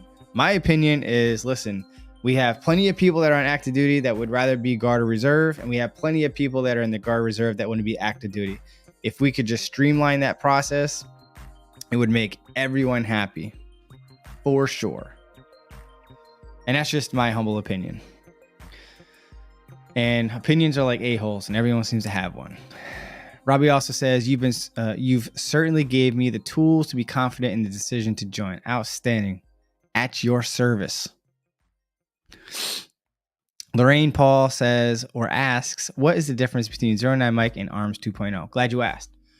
So ARMS 2.0 is for those who are not within, meaning they're exceeding the Army body fat percentage for their age and gender. So for example, I know you're a female, but I can't remember the exact numbers for female, so I'll use a male example. So let's say you are a male, 17 to 20 years old. Maybe it's 17 and 19. Either way, and you're allowed 24% body fat. ARMS 2.0 is you're over your maximum allowable body fat of exceeding 24%, but you're no more than 2% over that. So you're allowed up to 26%. So if you're 25 or 26% body fat, you can join to the ARMS 2.0 and ship directly to basic training. You're in there like swimwear, you're good to go. You can choose your MOS. However, if you're more than 2% over your maximum allowable body fat per your age and gender, so you're over 2%, but no more than 8% over your max, then you go through the 09 Mike program. So you can be up to 8% over, and you're going to go through the 09 Mike program for the body fat composition portion of the 09 Mike program, which can be combined with the academic version if you need that too. But you'll be in that program for up to 90 days in paid status until you're under the 2% buffer above your maximum allowable. So remember I just described ARMS 2.0 being no more than 2% over. So once you're in the 09 Mike program and you're below that 2% mark, just like the regular the ARMS 2.0, then you'll ship to basic training from there. So ARMS 2.0, well, and 09 Mike, now that I recall, but ARMS 2.0 and 09 Mike is for the body fat composition. One means you're overweight, you exceed it, but not by too much, direct to basic training. 09 Mike is you're over 2%, but no more than 8%. You go to the 09 Mike as a pit stop, and then you go to training. There, I think I just simplified it in that last sentence. So I confuse you, I'll explain it again, but hopefully you got it. Appreciate you.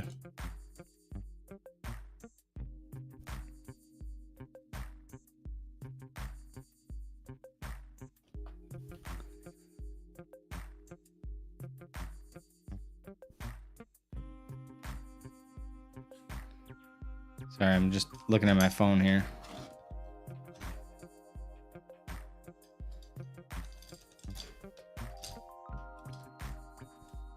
Don't mind me. Of course. Of course I would do that. All right, good question though. Hopefully I didn't overcomplicate my response. Medic Shackle says, also I ship out to OSA January 14th. Anything I should be worried about or aware of about, if anything? So my 2 videos for you is how to prepare for basic training. And I guarantee you're going to find things in that video that you weren't thinking of. And you'll thank me for it, hopefully. And then what to pack for basic training. But for OSA, they do reception a little bit differently. I don't know if I just posted that in the chat box today. No, I didn't. But yeah. Other than that, you're good. Now, the only thing that I haven't done a OSA specific video, but just so you're tracking, I do say it during the live streams, but I have not done a dedicated video that I could think of about OSA. So for us combat support personnel, we're going to go through basic training and then AIT, advanced individual training. Either one of those 2 trainings, if we were to get recycled to an earlier phase, like if we're in basic training, we could go all the way back to day 0 or the beginning of the current phase that we're in. So basic training is broken up into red, white, and blue phases. AIT is your black and gold phases. So in AIT, you could go back to day 0 of AIT.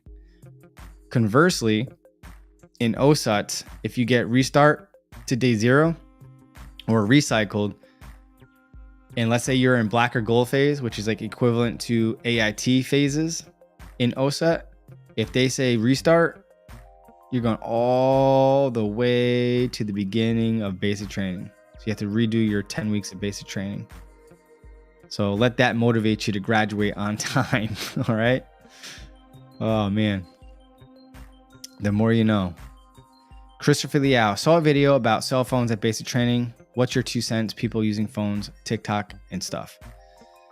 TikTok, I'm against. Using your phone to talk to friends and family, I'm fine with.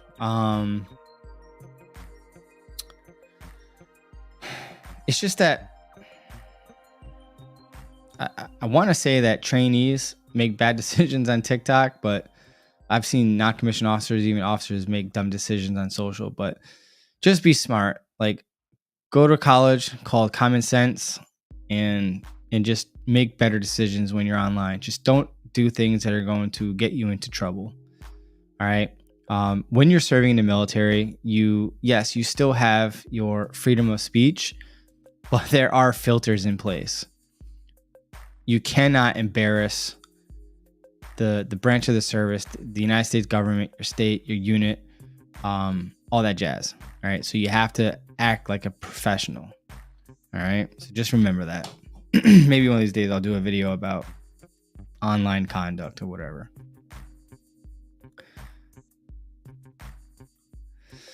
Jaden says, Big Sarge, got that Dominican drip. Huh? Oh, you mean the necklace? You like it? You like it? I like it. I likey. That's funny. Dominican drip. Stefan says, is it? Yeah, we already spoke about that. Yomari says, question, I want to join the Army National Guard split option program while in high school. What subjects should I study to get a high CO score? I want to be a 12 Bravo. So I'm going to go to Google. Line score CO, was it? Is comprised of question mark.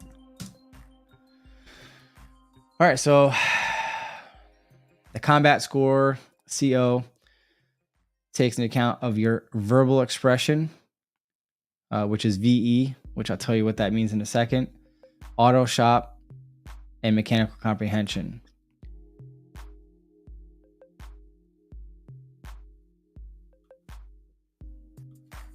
VE on Asvab comprises of question mark. It's like 3 sections if I remember correctly. Yep. V is comprised of word knowledge and paragraph comprehension. So I was close. So word knowledge, paragraph comprehension, and the other 2 sections that I mentioned. Those are the sections that you'll need to improve on to qualify for 12 Bravo.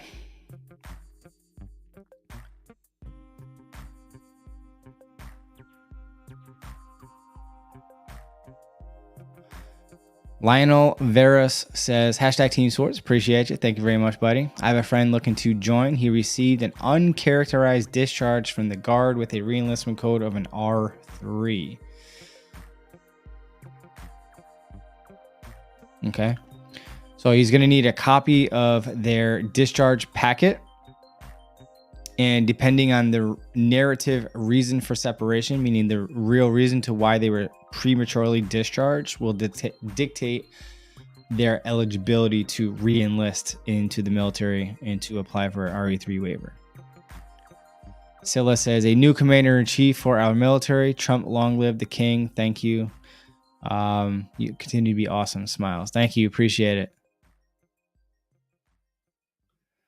Just Facts says, what tattoos have you came across that require a waiver? Marines gave me shit for a crown, zip code, and a smile. Now I'll cry later tattoo.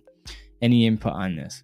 Well, the reason being is the crown, depending on the image of the crown, could be for Latin Kings or other gang related type tattoos. And this zip code might be possibly gang related. So that's why that became a waiver, quote unquote. But the Army has the same policy.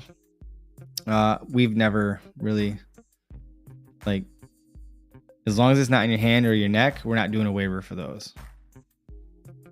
We only do waivers for unauthorized location. Now, technically, let's say you have a crown, and again, it's up to the respective branch that you're joining on whether or not it's waiver, if it's required to have a waiver or not, if that makes sense.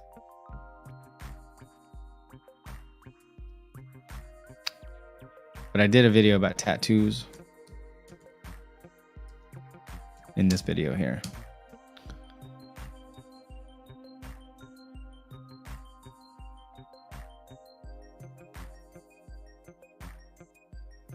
So Duck says, when I first joined and I passed RASP, which is Ranger Assessment, and all that jazz, I can sign up for special operations.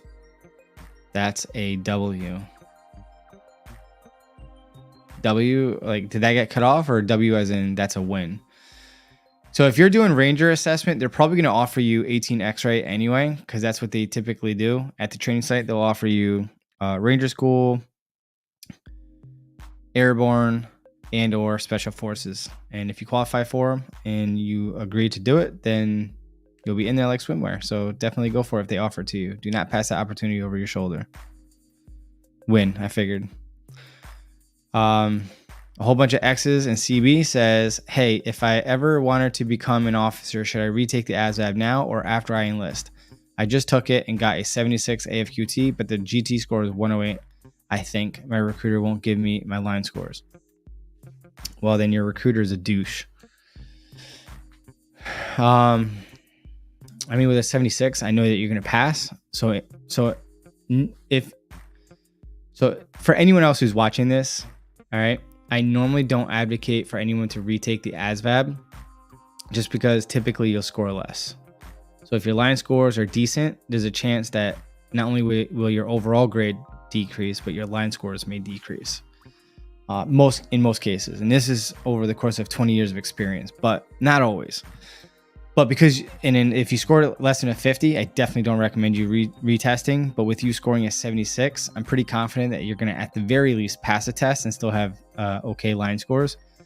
But if you study arithmetic reasoning, and I'll post a couple of videos for you to check out here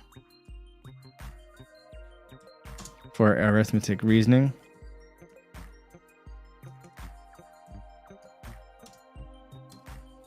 Right? So word knowledge, paragraph comprehension, and arithmetic reasoning make up your GT, your general technician line score, which you, as you know, you need a 110 or better. First of all, tell your recruiter to send you a photo of your line scores. You got nothing to lose. But he's probably not going to want you to retest. But in your case, I would take you to retest because I know you're going to pass it. But that's a conversation that you and your recruiter are going to need to do. So focus mostly on arithmetic reasoning. Now, when it comes to paragraph comprehension, you got to understand it's strategy. Read the question first so you know what you're looking for. When you begin to read the paragraph, you'll quickly realize that the answer is always going to be in the first couple sentences. Once you find the answer, stop reading, and then you choose the best multiple choice answer down below. And as always, throughout the entire test, when in doubt and you cannot make an educated guess, always choose option 3, which is equivalent to C. Growing up in high school, they always told us for multiple choice tests that if you don't know the answer and you can't make an educated guess, choose option C. I tested that theory out on our practice test, and I chose all 1s, all 2s, all 3s, and all 4s, with 3 being the highest of a 21 on our practice test. Even though that's not passing, it shows that it did score the highest on the test. So it is the most frequently used answer on the test. So the more you know. Good luck to you. Duck. We already talked about that. Doctor Who says, is there a big difference between the Air National Guard and, I think you meant the Army National Guard. Yes, Air National Guard is air support under the regulations of Air Force. The Army National Guard is of the Army branch of the service and Army regulations, and we are a land-based sustainment force. Dane Cast says, I have an associate's degree with a total of 22. I spoke with a recruiter to enlist in the National Guard. He told me I can enlist as an E3 rank. Would they accept me at MEPS? An associate's degree is usually 60 credits. So I don't understand how you have an associate's with only 22 credits. I think what you mean is you're going for your associate's degree, but you currently have 22 credits. All right. So if you do have an associate's degree with 60 or more, or 48 or more, well, 60 or more if you have an associate's, right? But either way, if you have 48 or more college credits or a 2-year degree, which is 60 credits, yes, you will come in as a private first class E3. If you only have in all 22 credits, no rank advancement, because you need 24 or more to get advanced to the rank of private E2, 48 credits or more, or a 2-year degree for E3, and E4 for as a specialist if you have a 4-year degree. And that's to help everyone who's watching this video. Firestick says, are online degrees from WGU, etc., recognized by the Army to go officer route? If it's part of ACE, the American Council of Education, then yes. If it's not part of that, no go. I mean, about the line score, he just told me I got a GT of a 108, but never gave me the sheet. I'm thinking of retaking it. Yeah, I mean, for you, I would let you retake it, but only after you put in a week or 2 of studying. You don't need anything more than that. You just need to brush up on your arithmetic reasoning and follow my tips I just gave you, and I think you'll be in there like swimmer before you know it. All right, perfect, Lorraine. Appreciate you. Hunter, you are very welcome. Anakin Skywalker says, last night, all I got to say is the system will be reorganized into a first galactic empire. I don't talk about politics on the channel, but appreciate your input. Ty says, going to MEPS next week, hoping I get to swear in that day. I hope so too. Good luck to you. May the MEPS gods forever be in your favor. Louis Rodriguez says, I'm going to the 09 mic program with the Army. Can I change my mind and change my branch after I pass the Asvab? All right, so it's Louis. It sounds like, correct me if I'm wrong, but it sounds like you are in the beginning stages of joining and you have not signed a contract yet, meaning that you just passed the Asvab and that's as far as you've gotten. Is that correct? Yes or no? Ace Poppy says, forgot all about me, Sergeant.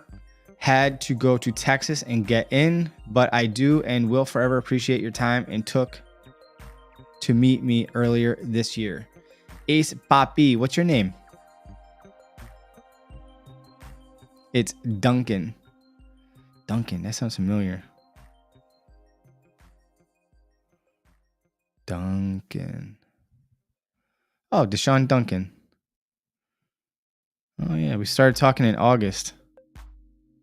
So you got in? Out freaking standing. I'm happy for you. Yeah, we started talking around May 8th. Yep. Yeah, I remember you. And you're very welcome. So just so you're tracking, and please forgive me for not getting back to you, because it looks like, oh no, that was last year. Was that last year?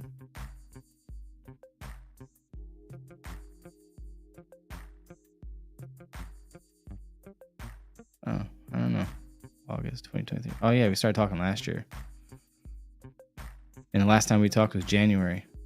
Huh, I wonder what happened. I remember you though. I'm glad everything worked out for you. Texas. What part of Texas are you in?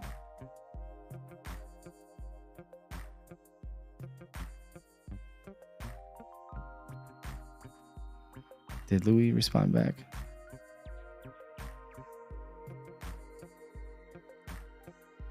I'm shipping out in December for the program. I already signed a contract without a job. Oh, perfect. All right, so let me go back to your question.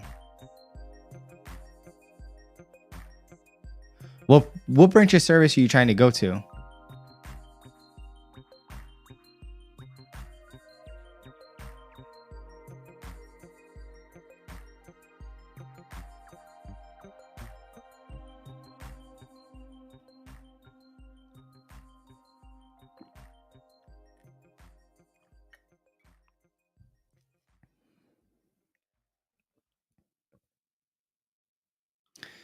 So biggest bonus for 35 Lima, you're gonna have to ask your active duty recruiter or Army Reserve recruiter what the bonuses are for that specific MOS. When it comes to the National Guard, there's only 2 MOSs per state that they designate that's bonus eligible. And there are stipulations that are attached to that, like scoring over a 50 on the Asvab, signing for a minimum of 6 years, got to be a true vacancy with no other soldier sitting in that slot, basically, for that unit roster, and some other things. But yeah.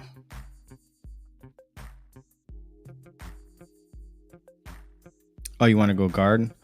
All right. So Louis Rodriguez. So you already signed your contract for active duty Army, or was it for Army Reserve?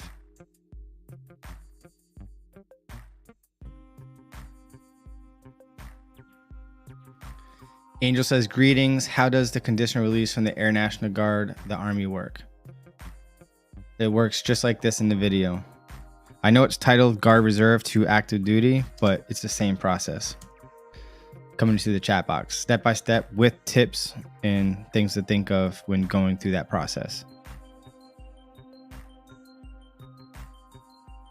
Louis Rodriguez, did you sign a active duty contract or Army Reserve contract? Active, perfect.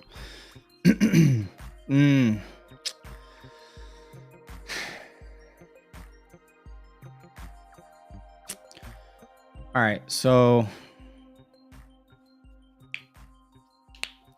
I have to do some research.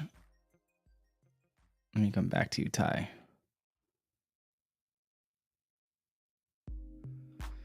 So you're going regular Army for the 09MA program. Can I change my mind and go to the Army National Guard if I pass the ASVAB?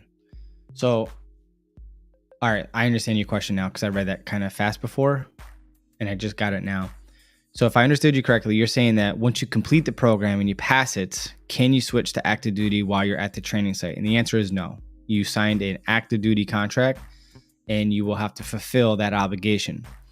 So when it comes to active duty, you're not actually, you don't have any status. So you're tentatively signing your contract when you go active. Your contract does not begin until the day you report to MEPS or direct ship to the training site and you redo your oath of enlistment. So that means you could technically not ship out and within 30 to 45 days be discharged from their delayed entry program or the DEP program. And you can immediately rejoin any branch of the service if you're otherwise eligible. The thing that I have to look into for you and for others is under normal circumstances, as long as you're otherwise eligible to join any of the branch of service, you can get right back in right away after the DEP discharge has been processed with no issues or qualms. Now, the problem is because this is a special program, I'm not sure if there's going to be special conditions to you backing out and trying to come back in like a normal applicant who's otherwise qualified. So I don't know if there's any restrictions. So let me do some research on that. Hit me up next week and I'll let you know what I find. That's an interesting question. I don't want to put bad information out there. But again, normally you could just request to be discharged from the DEP program. And if they don't, if you just not ship out, they'll, like I said, discharge you within 30 to 45 days or less. And then you could just rejoin once that's done. No harm, no foul. You can't do the same if you're in the Guard or Reserve in paid status, but because you're active, you don't have a status. All right, and that's why it could work that way.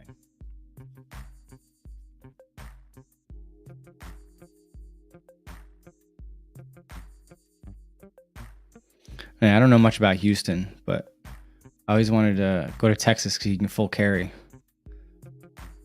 Ty says, with 94 Alpha, do you know what jobs might be available when I get out? It's a 94 Alpha.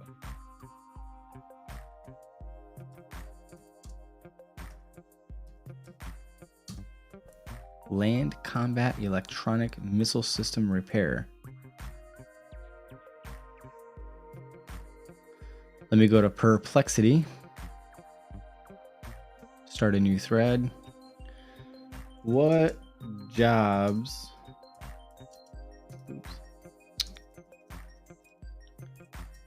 could I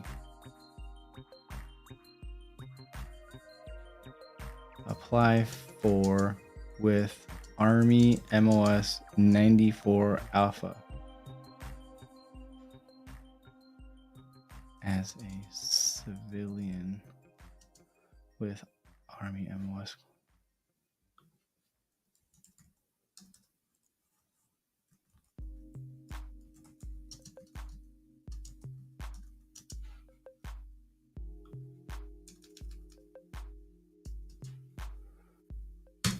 All right, let's see what some sort of chat GPT says.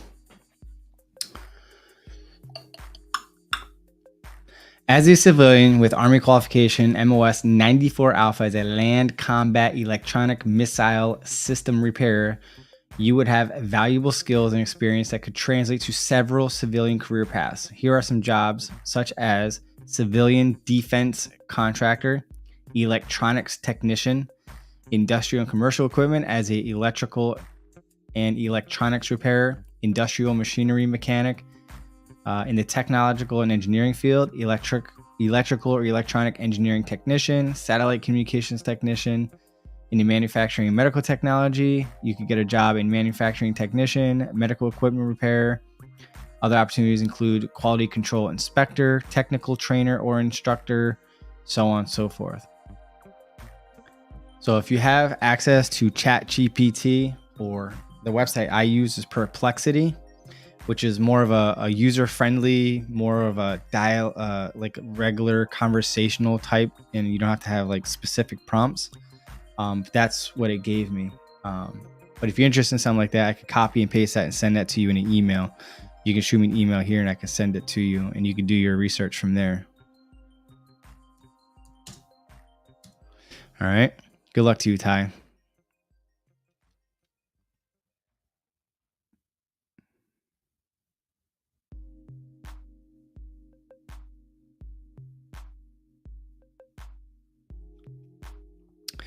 Anakin Skywalker says last stream and didn't get an answer.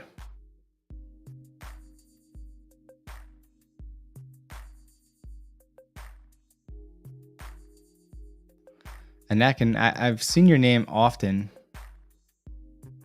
but I mean, you're talking about the first galactic empire in the last comment. I'm not sure if I'm missing your comments, but I go line by line for each comment. But again, just so you're all tracking, like if for some reason I'm not addressing your question, I might not be seeing it on my end. All right. You can always direct message me on Instagram and I'll get back to you. So I'm putting my Instagram link, my handle, and my email. And you can always post your question there and I will definitely get back to you.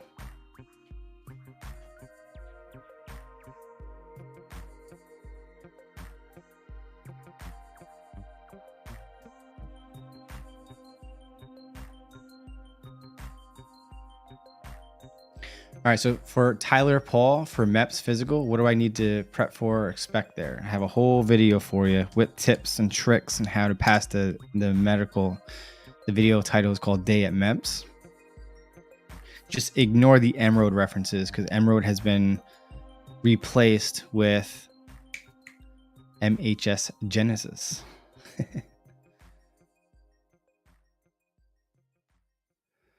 Ace Papito with the AIC out friggin' standing. I'm going to shoot you a text later because I definitely want to follow with you after you complete the AIC for a future video.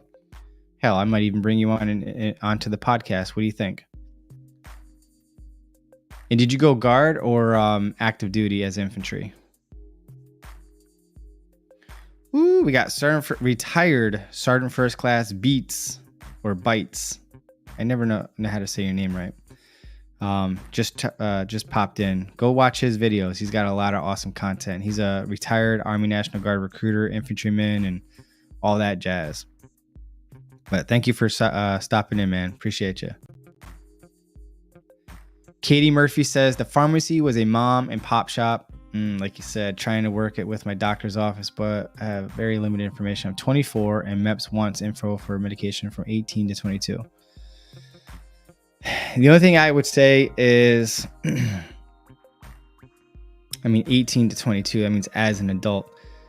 You're just going to have to, what I would suggest is get a handwritten note notarized from your mother stating that the pharmacy that you used growing up into your adulthood is XYZ pharmacy, with the name of the pharmacy along with their address, phone number, whatever you can find on that location, and just say that they have since closed down and went out of business and you have no way of accessing that information. The only thing I would suggest is you go to your regular doctor and ask them, because yes, the pharmacy would have that, but your doctor prescribed the stuff to you. So if you know the doctor, or if you hopefully are going through the same doctor, they can tell you in a letter or a printout in like maybe your my chart of all the medications that you've been prescribed from 18 years old to 22 years old, or 2018 to 2022. All right. I don't think it was age 18 to 22. I think it's the years. But yeah, still. Just a doctor note basically stating that from 18 to 22, these are the type of medications that you were prescribed, yada, yada, yada. Maybe he can even verify that the pharmacy that he would transfer the prescriptions to are, like, just to confirm in a letter that they've been, or they're no longer in business, right? So you just need proof or evidence that that place is no longer in existence. They went out of business.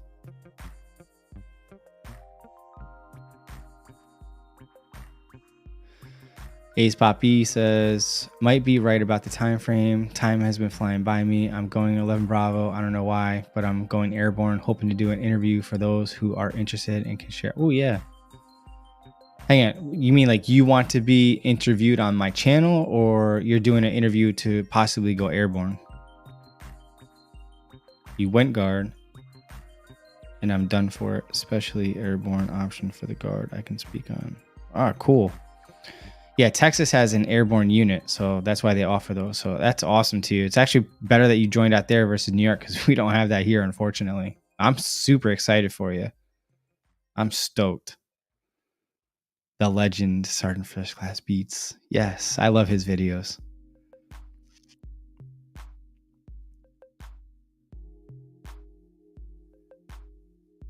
Angie says, how likely is the 35 whiskey foreign language specialist open for being in 09 mic? Probably not. And I speak Tagalog, which is considered a foreign language. Any thoughts on that? Honestly, don't know much about 35 whiskey at all. The only two 35 series in my region, in my state as a National Guard recruiter, is 35 Foxtrot and 35 Mike. We don't have any whiskeys. So I honestly don't know anything about it. I'm wondering if I can teach my native language in the Army. It's a possibility, but not as a soldier. That's more of a DoD civilian position. So if you went to USAJobs.gov, you could probably find that position located there somewhere. Alexa says, does the Guard have openings for 12 Quebec anymore? Lineman MOS? Not in my area.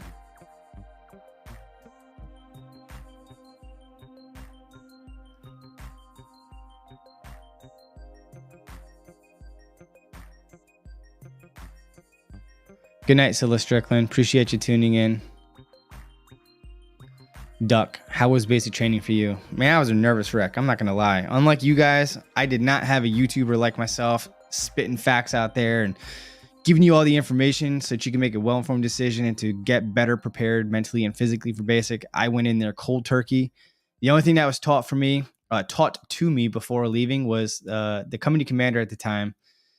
And you can't get away with saying that today in the Army, but he would say, when in doubt, whip it out. Meaning that if you don't know whether or not to salute, because you don't know if they're an officer when you're outdoors, just salute. And that was all that he taught me. Other than that, I went in cold turkey, not knowing anything. I made the grave mistake of watching Full Metal Jacket, which is at least the most interesting part of that movie was the boot camp experience, which is like 3/4 of the movie, or at least the first half of the movie. And I had a Gomer Pyle moment, which stay tuned for a future video. But basic training was highly stressful for me. You got to understand, I'm primarily an introvert. I'm very quiet. I'm to myself, and very, very shy back then, believe it or not. But it was hell of a ride. Let's just say that.